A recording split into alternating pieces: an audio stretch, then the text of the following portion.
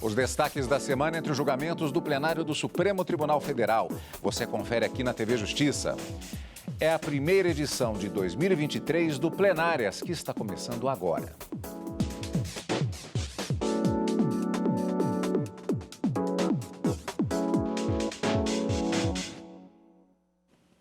Hoje, com os principais momentos das sessões dos dias 1º e 2 de fevereiro de 2023. Karina, sem dúvida, não apenas uma sessão solene de abertura histórica, como, na verdade, o fechamento de um ciclo que caracterizou todo este intenso mês de janeiro de 2023, começando com a fatídica data do dia 8 de janeiro. Passa para a história como exatamente a data do ataque às instituições democráticas, no sentido físico, nos três prédios das três instituições que caracterizam a República. O Poder Legislativo, o Poder Executivo e o Poder Judiciário. Em um tempo recorde de recuperação para o início da sessão plenária do Supremo Tribunal Federal, na data sempre prevista, primeiro dia útil do mês de fevereiro. Foi exatamente o fechamento de um ciclo e a preservação da democracia.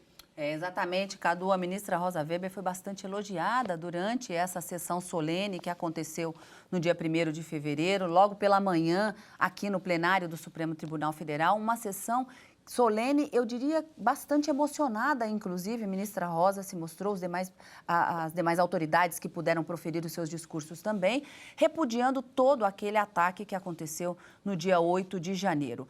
Então, a ideia da democracia que não se abalou, está inabalada, ela foi um marco, sem dúvida alguma, dessa sessão solene. Tivemos, inclusive, um abraço envolvendo o Supremo Tribunal Federal, representando esse fortalecimento do Poder Judiciário. E, como disse a ministra Rosa Weber anteriormente, estaremos prontos para o início dos trabalhos no dia 1º de fevereiro, e assim o foi. Podemos acompanhar a sessão tanto solene de abertura do ano judiciário de 2023 pela manhã, a partir das 10 da manhã, com autoridades dos representantes dos três poderes no plenário do Supremo Tribunal Federal, e no período da tarde, a sessão jurisdicional, aquela em que há efetivamente os julgamentos já previstos na pauta de julgamentos, como é o que nós vamos ver neste plenárias, o que é que foi decidido e discutido tanto no dia 1º como no dia 2 de fevereiro. Tanto a sessão solene das 10 da manhã, quanto a primeira sessão ordinária do ano de 2023, a chamada sessão jurisdicional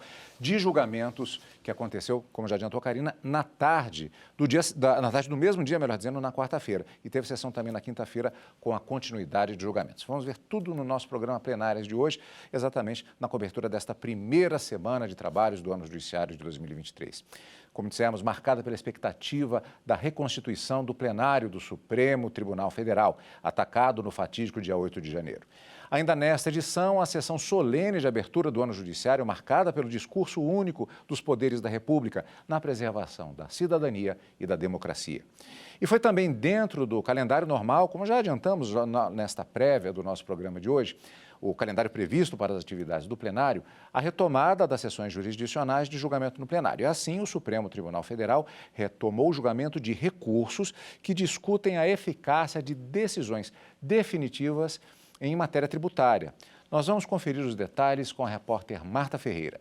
A discussão havia começado no plenário virtual, mas após pedido de destaque, o julgamento iniciou do zero no plenário presencial.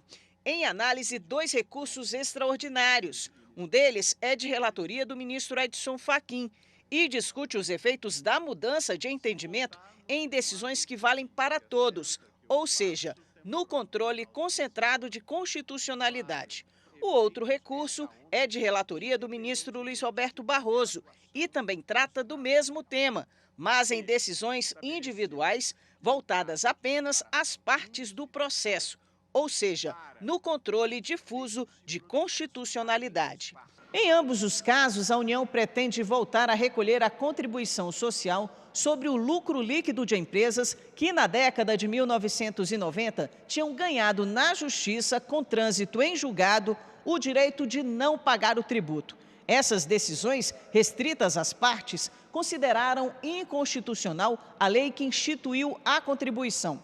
Agora, o STF precisará definir se a decisão posterior da Corte, em 2007, em ADI, que validou essa cobrança, alcança as empresas que até então estavam isentas por força das decisões judiciais definitivas que a favoreceram.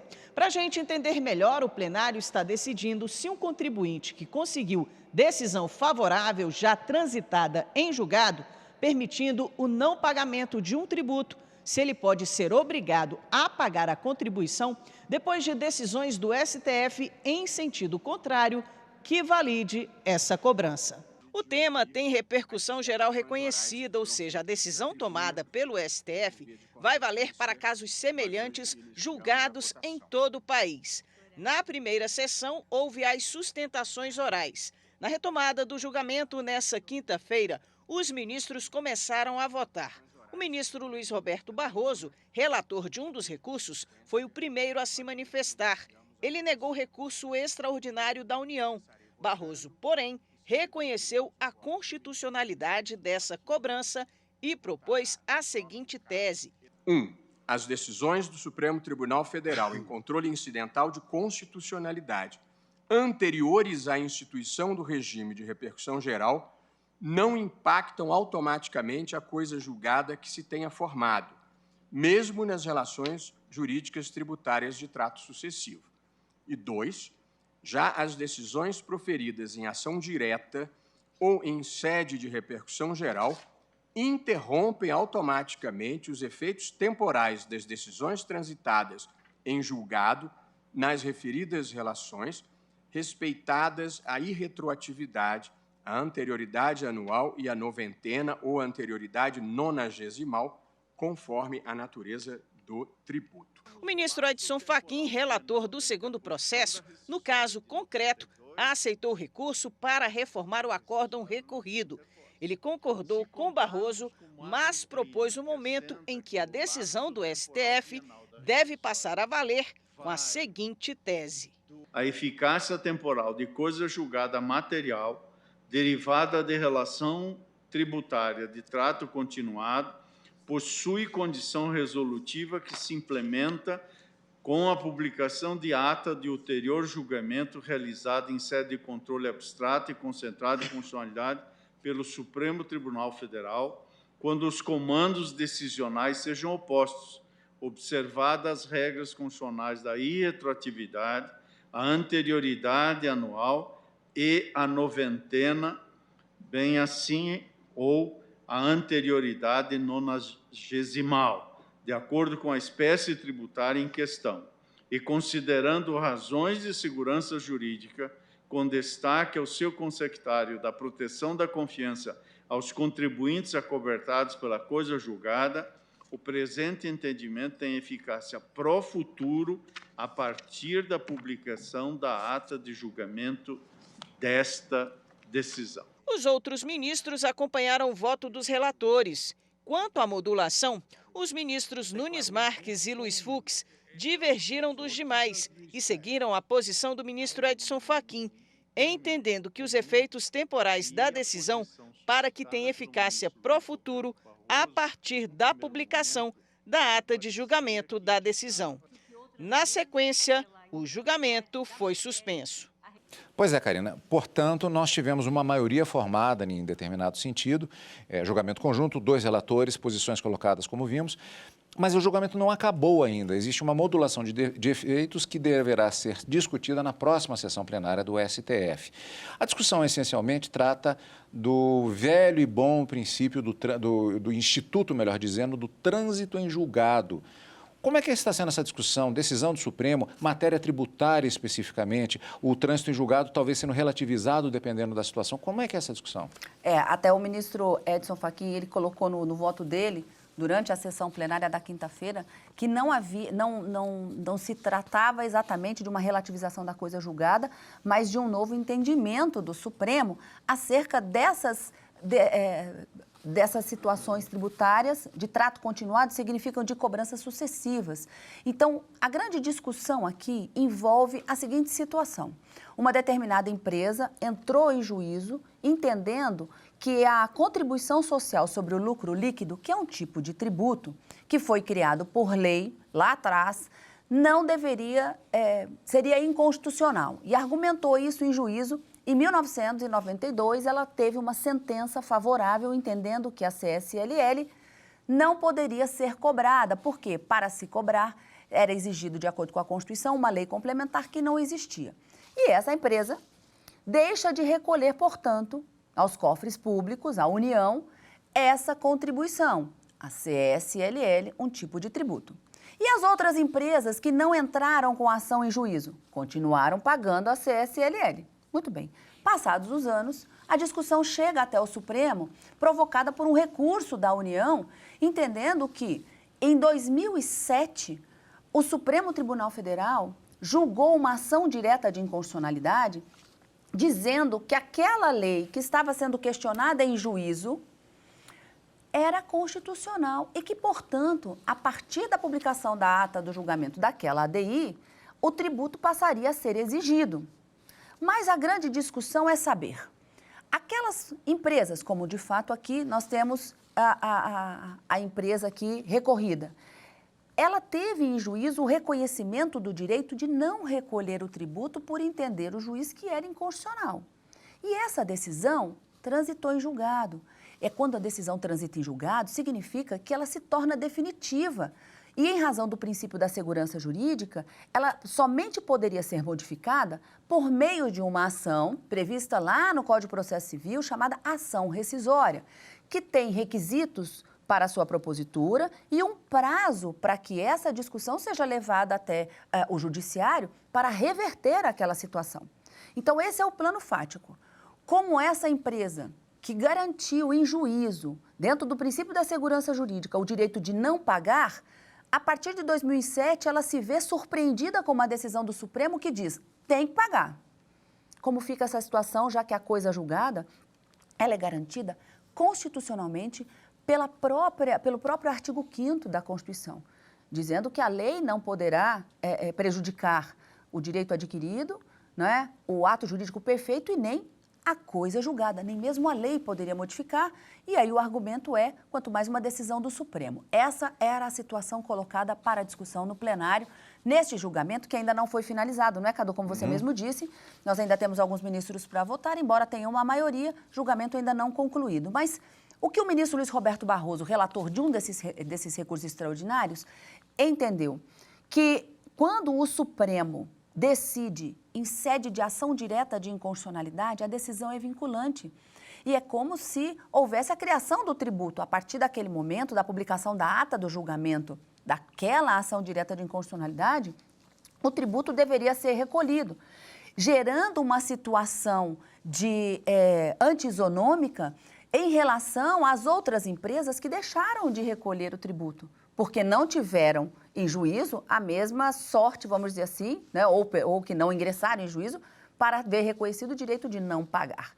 Então, para o ministro Luiz Roberto Barroso, a partir de 2007, quando do julgamento dessa ADI número 15, o tributo passou a ser exigível e todas as empresas deveriam recolher, inclusive aquelas, como a recorrida, que tiveram uma sentença judicial transitada em julgado favorável ao não recolhimento. O ministro Edson Fachin concordou com os fundamentos do ministro Luiz Roberto Barroso, mas divergiu quanto ao momento de se aplicar essa decisão. Para o ministro Edson Fachin, somente uma ação rescisória poderia reverter essa decisão judicial transitada em julgado, e ela não foi proposta. E mesmo com a modificação do entendimento do Supremo de maneira contrária a essa decisão transitada em julgado, não poderia obrigar essas empresas a recolher o tributo.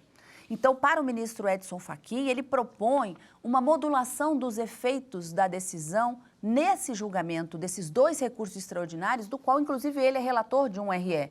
Então, ele diz assim, como a gente não pode fazer retroagir os efeitos, que essa decisão do Supremo determinando o recolhimento do tributo, já que reconhecida a sua constitucionalidade em 2007 por meio da ADI número 15, que este recolhimento passe a ser obrigatório para essas empresas que tiveram uma sentença judicial favorável transitada em julgado, a partir da publicação da ata do julgamento desses dois RS que estão sendo discutidos no plenário. E aí acaba abrindo uma pequena divergência em relação ao momento da aplicação da decisão, em detrimento do ministro Luiz Roberto Barroso, para quem o tributo passaria a ser exigido desde 2007, da publicação da ata do julgamento da ADI. Então, nós temos essa situação, né? O plenário, embora haja uma maioria acompanhando o voto do ministro Luiz Roberto Barroso de que não deve haver modulação, o ministro Edson Fachin abre essa outra corrente. Para que haja a modulação dos efeitos e se determine que seja em outro momento, é preciso que sejam alcançados pelo menos 8 votos. E no plenário do Supremo Tribunal Federal, nessa semana, 2 ministros não votaram ainda, por isso que a gente diz, existe uma maioria formada em um determinado sentido, mas enquanto o julgamento não for finalizado, a gente não pode aqui já determinar qual é o resultado final, né, Cadu? Então, até agora, existe uma maioria acompanhando o ministro Luiz Roberto Barroso, de que não cabe ação rescisória e que uma decisão do Supremo em sede de ADI, posterior a essa sentença definitiva, transitada em julgado favorável a essas empresas, essa decisão não deve prevalecer o entendimento do Supremo Tribunal Federal. Vamos aguardar quando, acredito que na próxima semana esse julgamento deve ser retomado. A gente acompanha tudo aqui na TV Justiça para trazer essa conclusão para todos. Julgamento que aconteceu nas sessões jurisdicionais do dia 1º e da quinta-feira, dia 2 também. O empenho da presidente do Supremo Tribunal Federal no processo de reconstrução do plenário, ele foi lembrado também na sessão plenária da quinta-feira, dia 2 de fevereiro, pelos ministros da Corte. Acompanhe o que disseram os ministros Dias Toffoli, Carmen Lúcia e Rosa Weber. Intervalo. Continue com a gente no segundo bloco do Plenárias. Voltamos já já.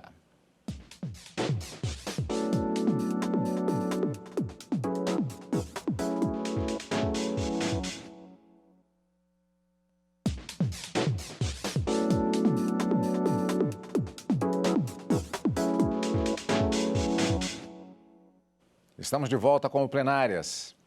Uma sessão solene marcou a volta dos trabalhos no Supremo Tribunal Federal.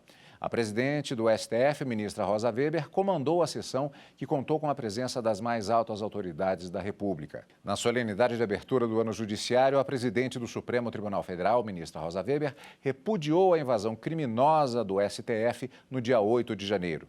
Ela afirmou que os atos de vandalismo não foram suficientes para abalar a democracia. A presidente do Supremo Tribunal Federal destacou o simbolismo desta sessão solene.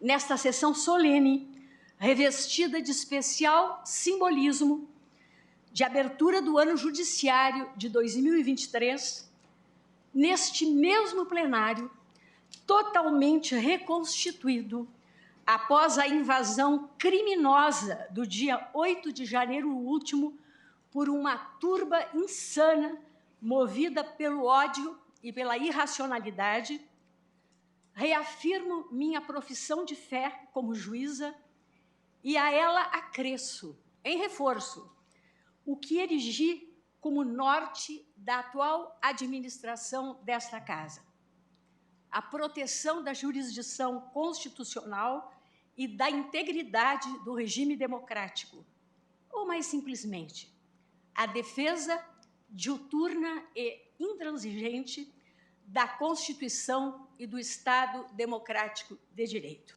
A ministra se emocionou ao falar dos atos de vandalismo. Disse que a ignorância e a violência dos extremistas não conseguiram abalar as convicções daqueles que respeitam a democracia. Não destruíram o espírito da democracia. Não foram e jamais serão capazes de subvertê-lo, porque o sentimento de respeito pela ordem democrática continua e continuará a iluminar as mentes e os corações dos juízes desta Corte Suprema. Que os inimigos da liberdade saibam que no solo sagrado deste tribunal, o regime democrático, permanentemente cultuado, permanece inabalável. E afirmou que a resposta aos ataques criminosos virá com a punição dos envolvidos. E para os que, consumidos pela fogueira da irracionalidade, tangidos pelo fanatismo ou dominados pelo fundamentalismo de sua triste visão de mundo, distorcem maliciosamente o conceito de liberdade e o próprio sentido das palavras, tão a gosto de espíritos totalitários, como na prática da novilíngua, atribuindo à destruição do patrimônio público conteúdo outro que não os de ignomínia e vergonha, digo novamente, é inútil, pois mesmo que desejassem destruir 1000 vezes o Supremo Tribunal Federal, subsistiria incólume o sentimento de reverência desta Casa pelo Estado democrático de direito. E 1001 vezes reconstruiríamos seu prédio, como fizemos agora, sem interromper um só instante o exercício da jurisdição, graças à tenacidade dos que respeitam as instituições e amam a democracia.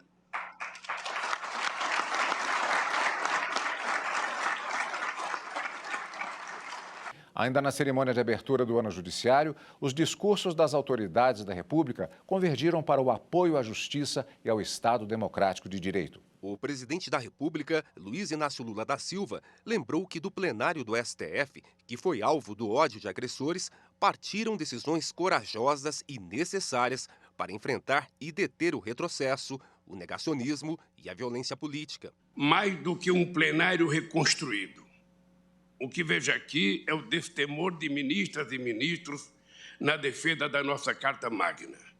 Vejo a disposição inabalável de trabalhar dia e noite para assegurar que não haja 1 milímetro de recuo em nossa democracia. O povo brasileiro não quer conflitos entre as instituições, não quer agressões, intimidações, nem o silêncio dos poderes constituídos. O povo brasileiro quer e precisa, isto sim, de muito trabalho, dedicação e esforços dos 3 poderes no sentido de reconstruir o Brasil. O presidente do Senado Federal, Rodrigo Pacheco, afirmou que a sessão de abertura do ano judiciário, realizada há menos de um mês após os ataques criminosos, é a expressão da vitalidade do Estado democrático de direito e demonstra a importância de manter a harmonia entre os poderes judiciário, legislativo e executivo. As atribuições distintas e a independência de cada um desses poderes representam os alicerces da democracia. E a convivência harmoniosa entre eles representa o seu esteio. Eu verdadeiramente acredito no diálogo, no respeito, na moderação, pois isso é a base para enfrentarmos os enormes desafios do Brasil. Por isso nós estamos aqui. Estamos do mesmo lado, o lado do povo brasileiro. O presidente da Ordem dos Advogados do Brasil, Beto Simonetti, leu o Manifesto de Apoio ao Estado Democrático de Direito, documento assinado por mais de 300 instituições, entre elas o Fórum de Governadores. Ele reforçou a necessidade de respeito entre os cidadãos e o Supremo. O Supremo Tribunal Federal tem exercido papel fundamental para a consolidação da democracia e para a efetivação dos princípios e garantias dos cidadãos brasileiros. É preciso defender e preservar o STF como instituição vital para a democracia no Brasil. As liberdades de expressão e de crítica estão entre os valores mais caros do Estado Democrático de Direito.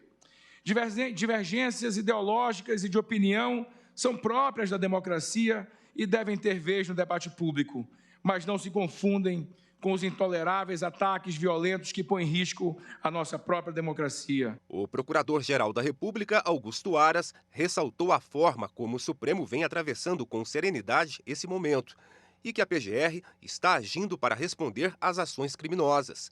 Aras pontuou que a abertura do ano judiciário é uma oportunidade para se reafirmar o valor da democracia. A polarização política, expressão legítima da intensidade e diversidade da vida democrática em um país plural e multicultural, exige também o respeito às diferenças e a promoção da cultura da tolerância é um dever permanente de todos. O ministro do Tribunal Superior do Trabalho e conselheiro do CNJ, Conselho Nacional de Justiça, Luiz Felipe Vieira de Mello Filho, falou sobre o significado da sessão desta quarta-feira. Hoje não estamos somente nos encontrando com o povo brasileiro na reabertura do ano judiciário. Estamos nos reencontrando com a democracia, com o sentimento republicano, com a nossa Constituição e com a verdadeira liberdade de que deve presidir o Estado democrático de direito. A liberdade, sob o aspecto do Estado democrático de direito, é sempre também a liberdade em relação ao medo. O coordenador da Frente Associativa da Magistratura e do Ministério Público, o Biratã Caseta, que representa mais de 40 mil juízes e integrantes do MP, destacou que a resposta aos ataques contra a democracia exige esforço conjunto das instituições. A solução a esse problema não se dará pela falsa criação de heróis, mas sim pela criação ainda mais altaneira de uma justiça e de instituições, Poder Executivo e Poder Legislativo, que saibam trazer a toda a população brasileira o recado de que não se repetirá o processo totalitário, fascista e excludente da democracia. O Supremo Tribunal Federal lançou ainda no mês de janeiro a campanha Democracia Inabalada, em resposta aos atos de vandalismo praticados em 8 de janeiro no edifício sede da Corte. Foram exibidos 3 vídeos na TV Justiça e em outras emissoras e sites, e realizadas postagens nas redes sociais do tribunal com o objetivo de chamar a atenção para o lamentável episódio, para que ele nunca seja esquecido e nem se repita, e destacar que a democracia e a Suprema Corte saem fortalecidas desses acontecimentos. No 4º e último vídeo da campanha, lançado nesta sessão de abertura do ano judiciário de 2023, na manhã da quarta-feira, dia 1º de fevereiro, as imagens dramáticas dos ataques de janeiro, mas também as imagens da reconstrução, que garante a continuação da cidadania, a continuação da democracia.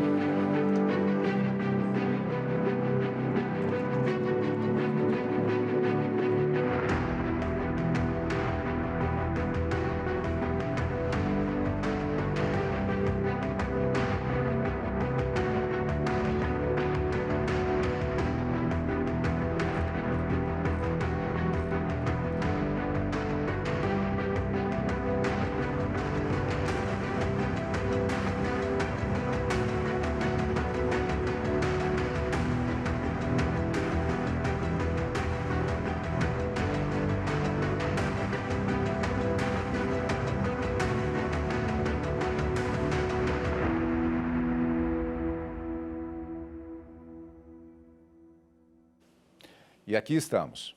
Você acompanha o Plenárias também pelo canal da TV Justiça no YouTube.